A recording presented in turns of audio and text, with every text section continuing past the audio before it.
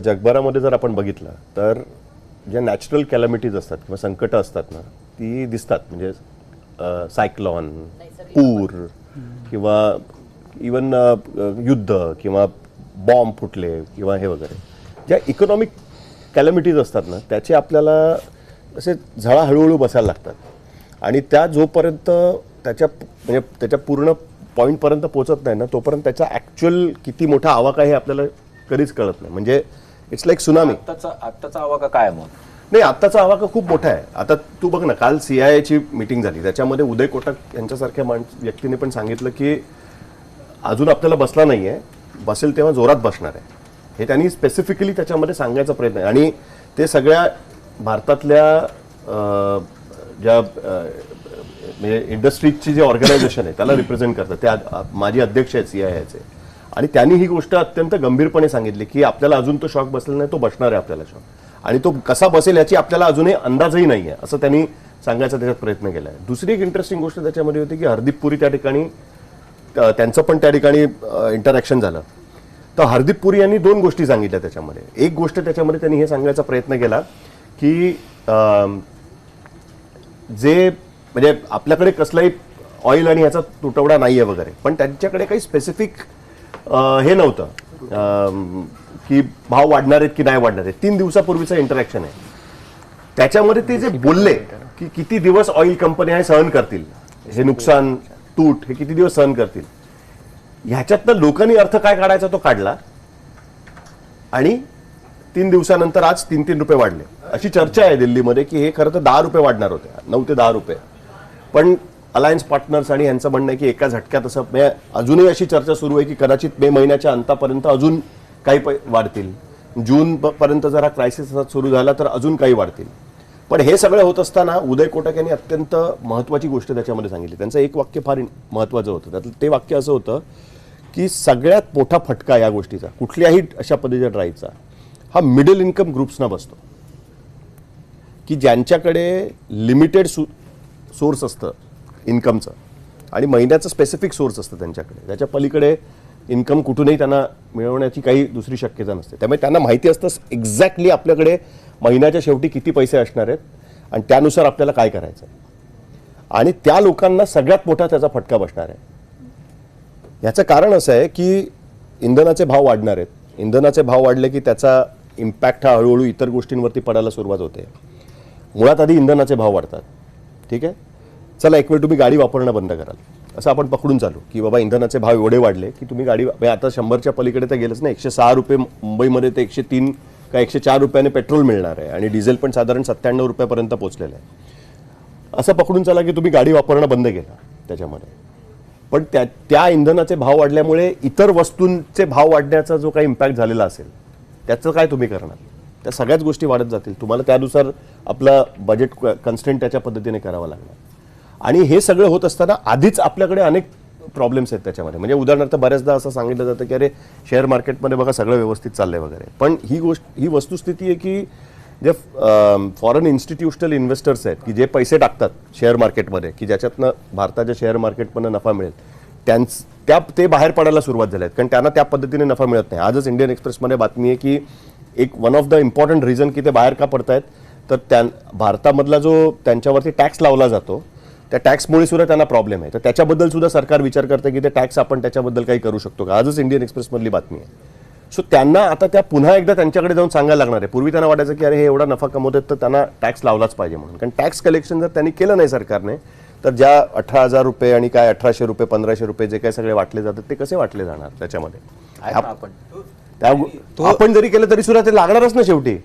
कधीपर्यंत अजूनही लोकांना काय वाटतं, लोक एक अशा पद्धतीचा युक्तिवाद करतात की युद्ध नसतं झालं तर काय हे होणार नव्हतं. नाही, एवढं झालं नसतं. मी असं दोन गोष्टी लक्षात घेतल्या पाहिजे. या आत्तापर्यंत ऑइल प्राइजेसमुळे आपण प्रॉब्लेममध्ये आलो नाही आहेत का, तर आलेलो आहे, अनेकदा आलेलो आहे आपण. म्हणजे ते इस्रायल आणि अरब युद्ध झालं होतं, योम कपूर वॉर, कपूर वॉर म्हणतात त्याला. त्यामुळे त्या दिवशी ते झालेलं होतं म्हणून. त्याही वेळेस ऑइल क्रायसिस झाला होता. त्यावेळी 60-70च्या दशकामधली गोष्ट आहे. आखाती युद्ध झालं त्याही वेळेस असाच क्रायसिस झाला होता. यावेळेचा फरक त्याच्यामधला असा आहे की यावेळेस सप्लायवरती त्याचा इम्पॅक्ट होतो. म्हणजे फक्त प्राइस राईज हा मुद्दा नाही आहे त्याच्यामध्ये. प्राइस राईज होते, कमी होते, त्या गोष्टी होत असतात. यावेळेस सप्लाय सुद्धा आपल्याला मिळणं कठीण आहे, त्याच्या अशी परिस्थिती झाली आहे.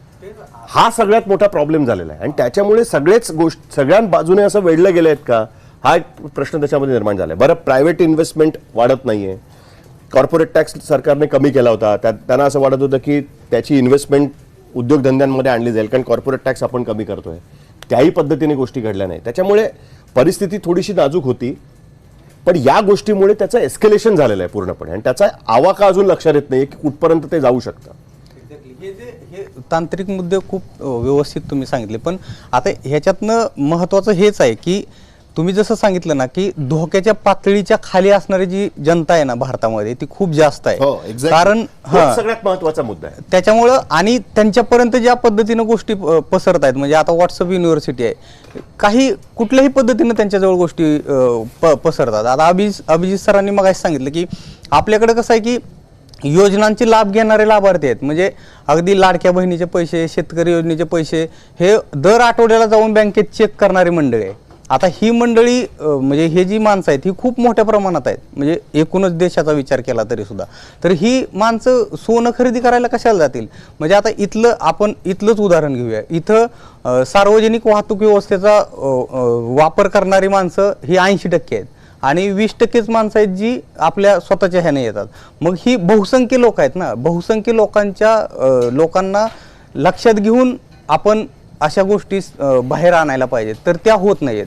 मग आता दुसरीकडे काय होतं की दुसरीकडं आपल्याकडं म्हणजे अर्थात हा पॉलिटिकल ह्या असू शकतो, पण जागतिक पातळीवरती पंतप्रधानांची इमेज बिल्ड केली जाते की विश्वगुरू आहेत. मग जनतेला हा दिलासा असतो की नाही मोदी जे आहेत म्हणजे विश्वगुरू आहेत, ते आपल्याला ह्याच्यातनं बाहेर काढले जातील. आणि तेच ज्यावेळेस असं आवाहन करतात की इंधन वाचवा, आणि मग जसं मोदी आवाहन करतात त्यानंतर मग इकडं हे सगळे गोष्टी सुरू केल्या जातात की मुख्यमंत्री बाईकवरती येतात, इलेक्ट्रिक कार घेतल्या जातात, काही जण तर बैलगाड्या पण घेऊन आलेत आता ऑफिसेसमध्ये, म्हणजे असे इव्हेंट सुरू होतात. मग ह्याच्यामुळं अवेअरनेस येण्यापेक्षा भीतीच जास्त वाढते. त्याच्यामुळं आता होतंय असं की लोकांचं पॅनिक होण्याचं जे प्रमाण आहे ना ते कमी होण्याच्या ऐवजी वाढतंय जास्त. तर ह्याच्यावरती मला असं वाटतं की गव्हर्नमेंट म्हणून सरकारनं एक व्यवस्थित पद्धतीनं रोज तर शक्य नाही, पण काही एक आठवड्याभरातनं एकदा की एखादी ॲडवायझरी म्हणा किंवा एखादी प्रेस म्हणा, या गोष्टी टास्क फोर्स असेल, या गोष्टी लोकांना व्यवस्थित पद्धतीने हे केलं पाहिजे. कम्युनिकेशन नीट असलं, कम्युनिकेशन कळलं पाहिजे लोकांना की नक्की तुम्हाला काय फेस करायला लागणार. त्याचंच उदाहरण देतो. कोरोना काळामध्ये ज्या पद्धतीनं मुख्यमंत्री उद्धव ठाकरे आणि राजेश टोपे ज्या पद्धतीनं आज बेड किती रिकामे आहेत, कोणत्या हॉस्पिटलमध्ये ऑक्सिजन बेडची कमतरता किती आहे, राज्यामध्ये किती पेशंट आहेत, RT-PCR टेस्ट कशा वाढल्या, हे फक्त कंपॅरिझन यासाठी करतो की तेव्हाही तो क्रायसिस होता, आताही हा क्रायसिस आहे.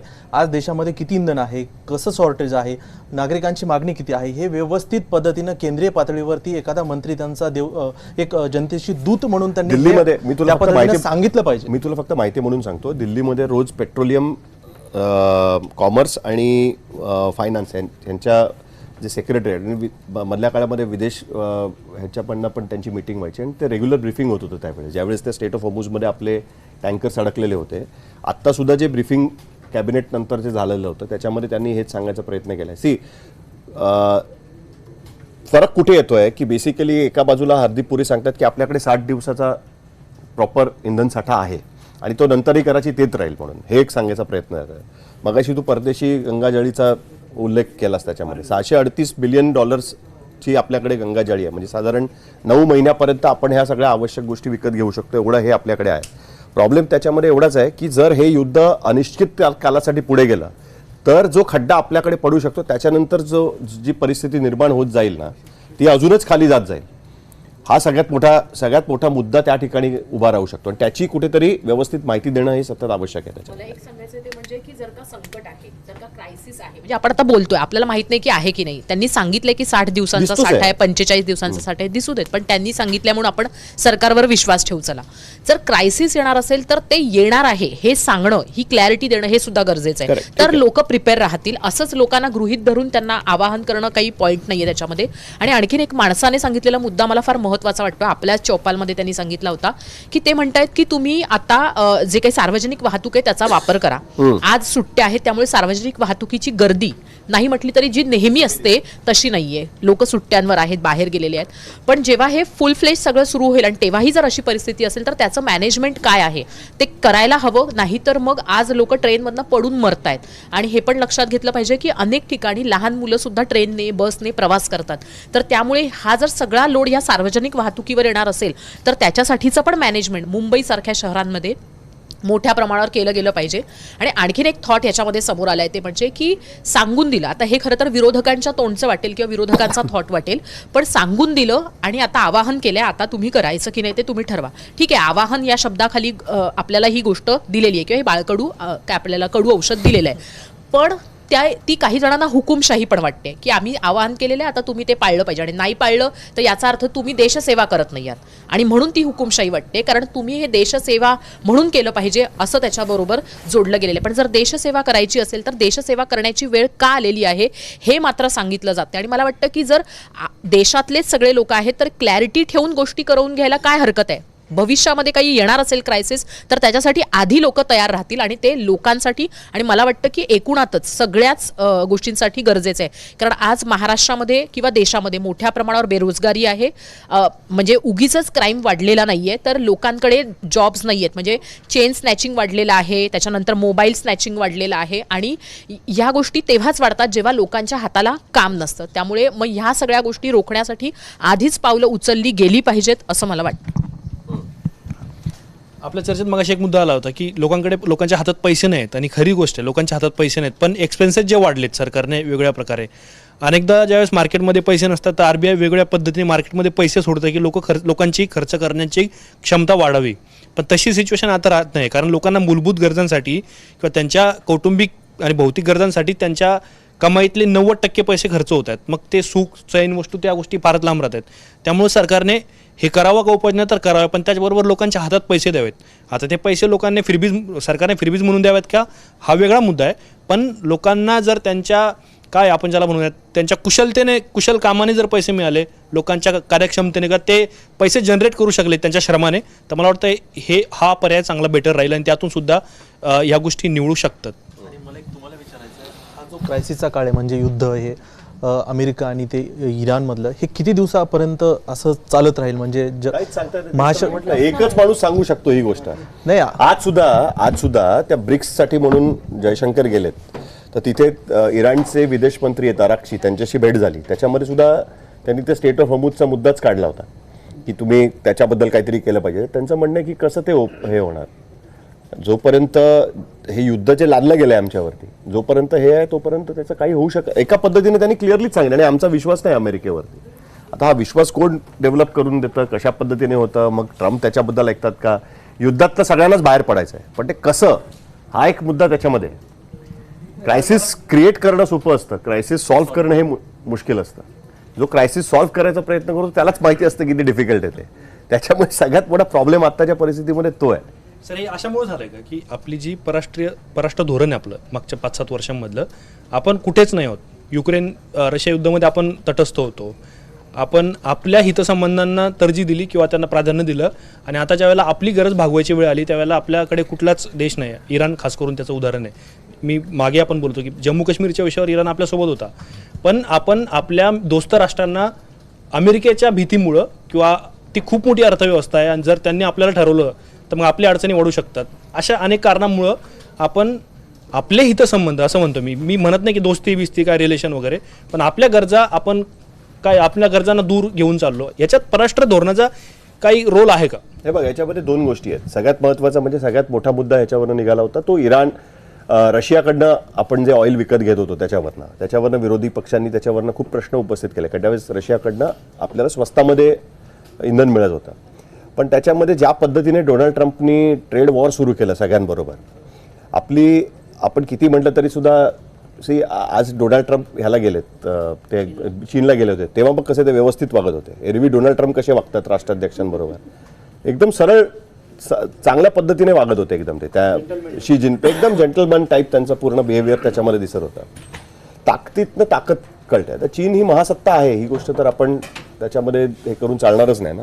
झालंय असं की अमेरिका हा एकमेव असा देश आहे की ज्यांच्याबरोबर आपलं ट्रेड सरप्लस आहे आणि अनेक गोष्टींसाठी म्हणजे IT सर्व्हिसेसपासून सगळ्या गोष्टी. आणि डोनाल्ड ट्रम्पनी ज्या पद्धतीने गेल्या काही महिन्यांपासून त्या सगळ्या गोष्टी टाईट करायला सुरुवात केली आणि त्याच्यातनं आपण एका वेगळ्याच सिच्युएशनमध्ये गेलो. मग त्या राम माधवनी तिकडे स्टेटमेंट दिलं की बघा आम्ही त्यांचं ऐकलं, मग त्यांनी नंतर स्वतःच सांगितलं की नाही ऐकलं वगैरे. कुठेतरी त्याच्यामध्ये गुफप आहे एवढं नक्की. पण आत्ताची जी परिस्थिती आहे त्याच्यामध्ये सगळेच जण भरडले गेले. तुम्ही भूमिका घ्या, भूमिका घेऊ नका. चीन इराणचा अत्यंत जवळचा मित्र आहे, तरीसुद्धा स्टेट ऑफ होर्मुझ उघडू शकलाय का? तर नाही उघडू शकलाय. युनायटेड किंगडमचे पंतप्रधान आहेत, त्यांनी तर 50 देशांची एक मीटिंग बोलवली होती.